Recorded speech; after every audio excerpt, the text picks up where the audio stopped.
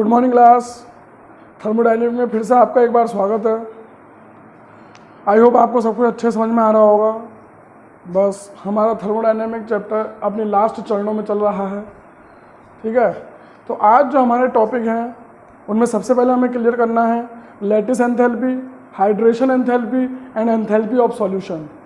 इन तीन टॉपिकों को हमने क्लियर करना है। तो चलिए सबसे पहले शुरू करते हैं लैटिस एंथैल्पी। वीडियो को लास्ट तक देखते रहें और लास्ट में सही से समझें कि सही आसान लैंग्वेज में समझें, सही नोट्स बनाएं, सब कुछ अपने पास क्लियर रखें। चलिए फिर पेन कॉपी लेके तैयार हो जाइए। शुरू करते हैं थर्मोडायनेमिक्स का पहला टॉपिक आज का, लैटिस एंथैल्पी। लैटिस एंथैल्पी, तो लैटिस एंथैल्पी में क्या होता है, जैसे हमारे पास कोई आयन्स होते हैं, ठीक है, जैसे NaCl है या फिर MgCl2 है या फिर और प्रकार के कोई भी आयन हमारे पास हैं। हमें आयन्स में क्या करना है, एक चीज़ ध्यान रखनी है कि आयन्स जो बने वो उन्हीं के, जैसे मुझे NaCl बनाना है तो Na+ और Cl- से बनाना है। दूसरी बात एक चीज़ का ध्यान ये रखना है, हम पढ़ रहे हैं लैटिस एंथैल्पी, ठीक है बच्चों। हमें एक बात ध्यान रखना है कि NaCl अगर बनाना है तो उसी के ही आयन से बनाना है, यानी कि Na+ और Cl- से बनाना है। दूसरी चीज़ ध्यान रखनी है, बनेगा NaCl 1 मोल से ज़्यादा नहीं लेना है इसको, और ये भी गैस में होना चाहिए, ये भी गैस में होना चाहिए। जब 1 मोल सोडियम आयन गैसियस स्टेट में और 1 मोल क्लोरीन आयन गैसियस स्टेट में आपस में अट्रैक्ट होंगे और NaCl बनाएंगे तो स्वाभाविक सी बात है कुछ ना कुछ एनर्जी इसमें चेंज आएगा, कुछ ना। जनरली इस केस में जो होती है एंथैल्पी रिलीज होती है। ये आयनिक कंपाउंड बनाते हैं, इसमें एनर्जी क्या होती है, रिलीज होती है। एक्सोथर्मिक प्रोसेस हम इसको कह सकते हैं। बट खैर हमें इतना बात ध्यान रखना है कि जब भी ये आयन्स आपस में मिलेंगे तो कुछ ना कुछ एंथैल्पी में चेंजेस आएगा, और वही एंथैल्पी में चेंजेस हमारा क्या होगा, लैटिस एंथैल्पी होगी, ठीक है बच्चों। जैसे एक Na+ है, एक Cl- है, गैसेस स्टेट में होनी चाहिए। ध्यान रखें बात, ये बोलना बहुत जरूरी लैटिस एंथैल्पी में कि गैसेस स्टेट होनी चाहिए इनकी।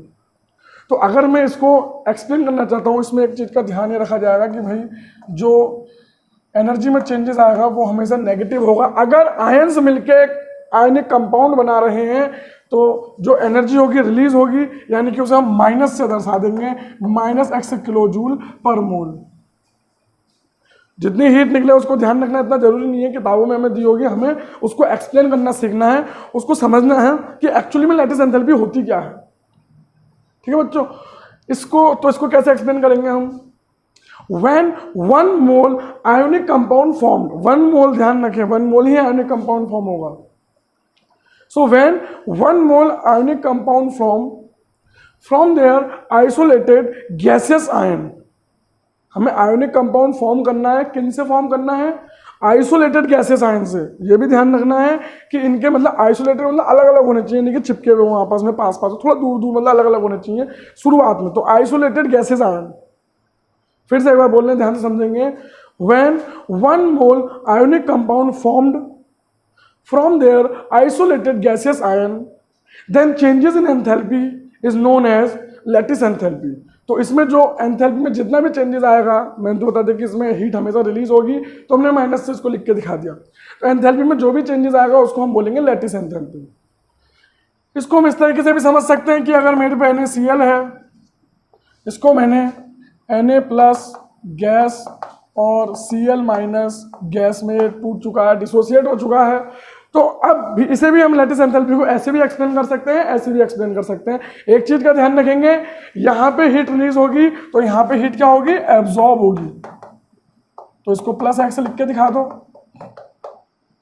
ऊपर वाली एक्सोथर्मिक रिएक्शन होगी तो नीचे वाली एंडोथर्मिक रिएक्शन होगी। बट लैटिस एंथैल्पी को दोनों ही तरीकों से एक्सप्लेन कर सकते हैं। अगर नीचे वाले तरीके से मुझे लैटिस एंथैल्पी को एक्सप्लेन करना है तो मैं इसे कैसे एक्सप्लेन करूंगा बच्चों, when 1 mole ionic compound dissociate, ऊपर मैंने क्या बोला था, when 1 mole ionic compound formed, नीचे हो जाएगा when 1 mole ionic compound dissociate into their isolated gaseous ion, so changes in enthalpy is known as lattice enthalpy. तो दोनों ही तरीकों से हम लैटिस एंथैल्पी को डिफाइन कर सकते हैं। ध्यान ये रखना है कि एक आयनिक कंपाउंड है और आयनिक कंपाउंड अपने आइसोलेटेड गैसियस आयन में डिसोसिएट होगा। इसको और एक एग्जांपल समझ सकते हैं, जैसे MgCl2 है, MgCl2 1 मोल डिसोसिएट होगा किसमें, एक तो Mg+2 में और Cl- में 2 इसके हो जाएंगे। इसमें भी एनर्जी क्या होगी, एंथैल्पी जो भी एनर्जी होगी वो एब्जॉर्ब होगी, क्योंकि हमें इसमें डिसोसिएट करना है, तो ये भी प्लस में ही होगा। समझ में आ रही बच्चों बात? तो ये हमारा लैटिस एंथैल्पी है पूरा, कि भाई जो हमारे आयन होते हैं, आइसोलेटेड गैसेस आयन होते हैं, उनको उनसे एक आयोनिक कंपाउंड बनाने में या किसी आयोनिक कंपाउंड को आइसोलेटेड गैसेस आयन में डिसोसिएट करने में जो भी एंथैल्पी चेंजेस होती है उसी को हम बोलते हैं लैटिस एंथैल्पी। आई होप सबको अच्छे समझ में आया होगा। अपने नोट्स बनाएं, अपने पास रखें, बार बार कभी पेपर हो, कभी एग्जाम के टाइम पे अगर आपको भूलना, फिर से वीडियो को देख सकते हैं, रिवाइज कर सकते हैं कि क्या लैटिस एंथैल्पी थी। इंपॉर्टेंट टॉपिक है, तीनों जितने भी आज की क्लास में हमें क्लियर करने हैं, सब पेपर में छोटे छोटे मार्क्स में इन पर छोटी छोटी बातें पूछी जाती रहती हैं। तो अगला हमारा है hydration enthalpy. Hydration enthalpy, hydration enthalpy में देखो क्या होता है, कोई भी हमारे पास जो 1 मोल आयंस होते हैं, जब उन्हें वाटर में हम डिसॉल्व करते हैं, वाटर के साथ मिलाते हैं, तो वाटर उनको चारों तरफ से घेर लेता है, क्योंकि वाटर हमारा क्या होता है, पोलर सॉल्वेंट होता है। वाटर के पास पॉजिटिव चार्ज भी होता है, नेगेटिव भी चार्ज होता है, और जब हम किसी आयन को वाटर में घोलते हैं तो डिसोसिएट हो जाता है। जब भी आयोनिक कंपाउंड को वाटर में डिसॉल्व किया जाता है तो वो आयनों में डिसोसिएट हो जाता है। जैसे सबसे अच्छा एग्जांपल इसका फिर से वही है, मैंने NaCl लिया, NaCl से मुझे एक तो Na+ मिलेगा, ठीक है। अब वाटर हमारा क्या होता है, पोलर सॉल्वेंट होता है, यानी कि वाटर पे पॉजिटिव चार्ज भी होता है और वाटर पे नेगेटिव भी चार्ज होता है। तो वाटर इसको चारों तरफ से कवर कर लेता है अपने नेगेटिव आयन से। नेगेटिव आयन को इसकी तरफ अट्रैक्ट कराता है, इसकी तरफ करता है, चारों तरफ से इसको कवर कर लेता है। समझ में आ रही है बच्चों? और पीछे प्लस प्लस प्लस।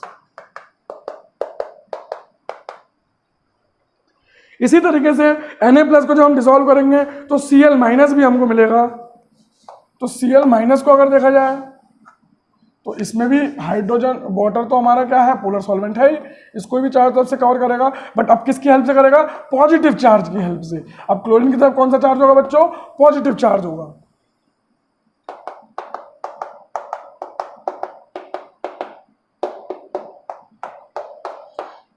इसको हम बोलते हैं हाइड्रेटेड आयन, ठीक है। थोड़ा सा एक यहाँ पे टर्म्स और क्लियर आपका हो जाएगा कि अगर Na+ है, इसको हम बोलते हैं नेग्ड आयन, और Na+ को जब वाटर ने कवर कर रखा चारों तरफ से तो इसे बोलते हैं हाइड्रेटेड आयन। क्या मेरी बात क्लियर हो रही है बच्चों? अगर कोई भी आयन चारों तरफ से, मतलब खाली आयन है, तो इसे हम क्या बोलेंगे, नेग्ड सोडियम आयन, और अगर इसे वाटर ने कवर कर रखा चारों तरफ से तो इसे बोलेंगे हाइड्रेटेड सोडियम आयन। तो इसको डिफाइन कैसे करेंगे, when 1 mole ion undergoes to the hydration. बहुत आसान सी इसकी डेफिनेशन है, जैसा नाम वैसा काम वाली बात है। आपको हाइड्रेशन ध्यान रखना है कि हाइड्रेशन क्या होता है, ये प्रोसेस हाइड्रेशन है, ठीक है। एक्सप्लेन करना कोई ज्यादा कठिन नहीं है। When 1 mole ion undergoes to the hydration, जब कोई 1 मोल आयन हाइड्रेशन होता है, जिसका 1 मोल आयन का हाइड्रेशन होता है, वाटर चारों तरफ से कवर हो जाता है जिसको, तो when 1 mole ion undergoes to the hydration, then changes in enthalpy is known as hydration enthalpy. Hydration होता क्या है, मैंने आपको बताया कि जब किसी भी आयन को हम वाटर में डिसॉल्व करेंगे तो वो पॉजिटिव और नेगेटिव में डिसोसिएट हो जाएगा। पॉजिटिव आयन को भी वाटर के मॉलिक्यूल कवर कर लेंगे because water is a polar solvent, and negative ion को भी वाटर के मॉलिक्यूल कवर कर लेंगे। कैसे करेंगे वो यहाँ पे दिखा दिया। आपको ये भी बता दिया कि Na+ होता है नेग्ड सोडियम आयन, और ये हमारा क्या है, हाइड्रेटेड सोडियम आयन, ठीक है बच्चों। तो इसमें जो भी चेंजेस इन एंथैल्पी होती है उसको हम बोलते हैं हाइड्रेशन एंथैल्पी, ठीक है। सबको अच्छे समझ में आ गया ना? तो इसके नोट्स बनाए अच्छे से, सब बढ़िया सा काम करें, ध्यान रखें, ठीक है। अगला हमारा है एंथैल्पी ऑफ सॉल्यूशन। कोई ज्यादा टफ नहीं है भाई, देखो अगला टॉपिक हमारा क्या है, एंथैल्पी ऑफ सॉल्यूशन। बहुत ही आसान है एंथैल्पी ऑफ सॉल्यूशन को समझना। आप एक बात सोच के देखो कि अगर मैं किसी आयन को वाटर में डिसोसिएट करूंगा तो 2 तरीके का काम हो। जैसे मैंने मान लो NaCl को वाटर में डिसोसिएट कर दिया, तो सबसे पहले तो ये डिसोसिएट होगा Na+ और Cl- में, फिर Na+ का हाइड्रेशन होगा, मतलब वही जो भी समझाया था आपको, मतलब जो नेक्ड आयन है Na+ का, ये हाइड्रेटेड आयन में कन्वर्ट हो जाएगा। और इसी प्रकार से सिमिलरली जो क्लोरीन आयन है इसका भी हाइड्रेट आयन बनेगा। कैसे बनेगा सब पता चल गया आपको।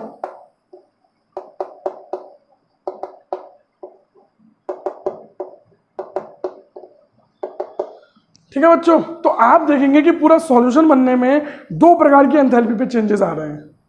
एक तो लैटिस एंथैल्पी पे, मतलब लैटिस एंथैल्पी हो रहा है कि जो NaCl है वो अपने आयनों में डिसोसिएट हो रहा है, जो डिसोसिएट होने के लिए हमें लैटिस एंथैल्पी की आवश्यकता होती है। तो एक तो वो एंथैल्पी वाली एनर्जी चाहिए, वाली हीट चाहिए। दूसरा फिर जो ये इसके बाद इसमें हाइड्रेशन एंथैल्पी का भी काम आ रहा है। तो एंथैल्पी ऑफ सॉल्यूशन क्या बनेगा, बहुत आसान से देखो, इसको डिफाइन करना है। यहाँ देखें सब जने, enthalpy of solution equal to हो जाएगा lattice enthalpy plus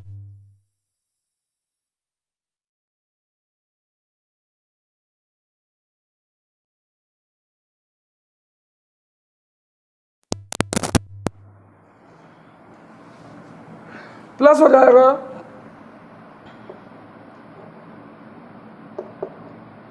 hydration enthalpy.